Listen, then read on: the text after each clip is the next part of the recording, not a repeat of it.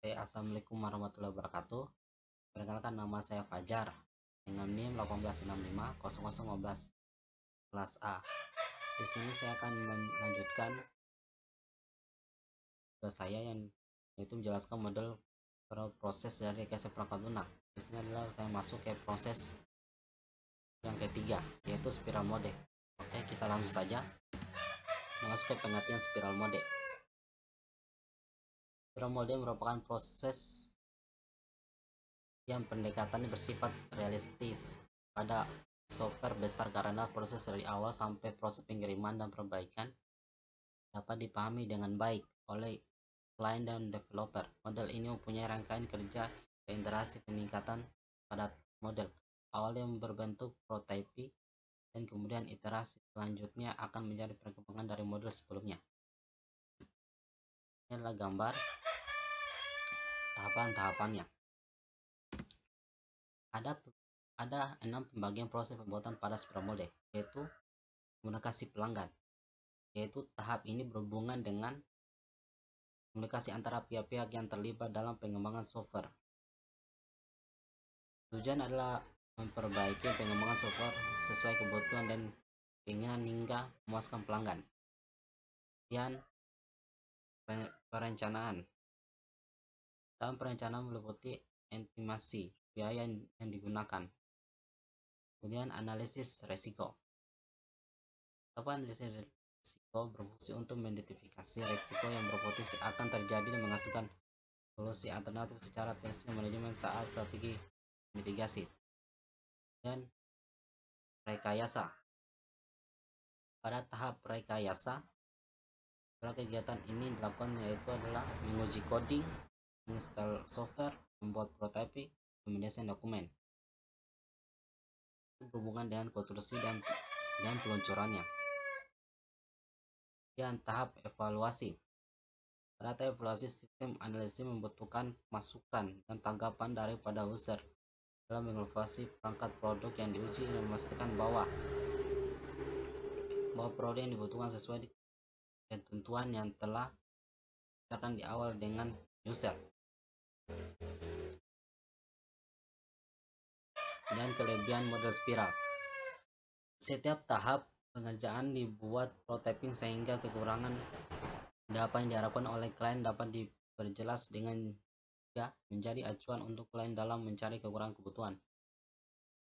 Lebih cocok untuk pengembangan sistem dan perangkat lunak skala besar. Dapat sesuai dengan perangkat lunak, bisa dipakai selama hidup perangkat lunak komputer. Pengembangan pemakai dapat lebih mudah memahami dan berekreasi terhadap resiko setiap tingkat evolusi karena perangkat lunak terus bekerja selama proses. Menggunakan prototyping sebagai mekanisme pengurangan resiko dan pada setiap keadaan dalam evolusi produk, serta mengikuti langkah-langkah dalam siklus kehidupan klasik dan memasukkannya ke dalam kerangka kerja interaktif. Kemudian pertimbangan langsung terhadap risiko teknis sehingga mengurangi risiko sebelum menjadi permasalahan yang serius. Dan kita masuk ke kekurangan model spiral. Banyak konsumen atau klien tidak percaya bahwa pendekatan secara evolusioner dapat dikontrol oleh kedua pihak. Model spiral mempunyai risiko yang harus dipertimbangkan ulang oleh konsumen developer.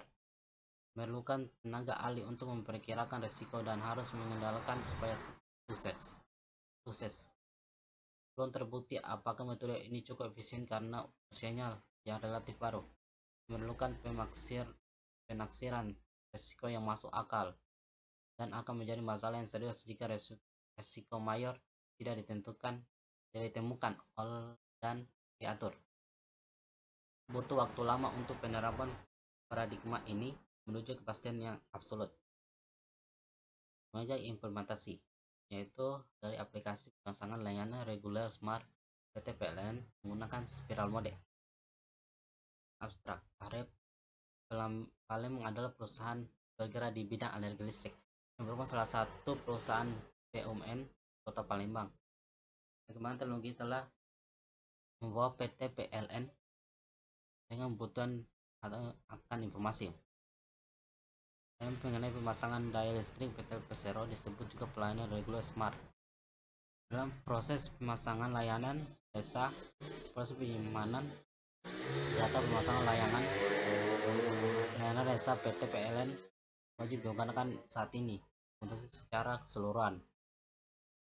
Hal ini menyebabkan staf administrasi kesulitan dalam pengolahan data serta proses biografi yang terlalu lama panjang, menyebabkan proses pemasangan layanan desa memakan waktu yang lama.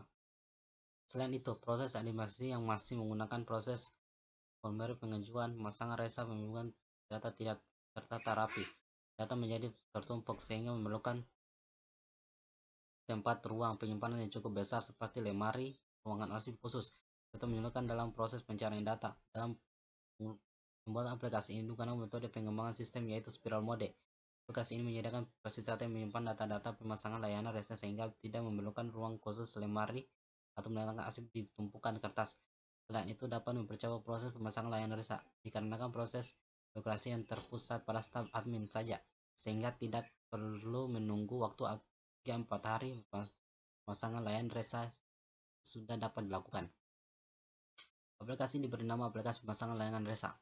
Menggunakan model spiral, aplikasi bertujuan untuk mempermudah dalam pengolahan data serta mempercepat proses migrasi dalam pemasangan layanan resa. Aplikasi ini terdiri dari beberapa user di mana user terdiri dari pelanggan, staf admin, dan staf TransEnergi.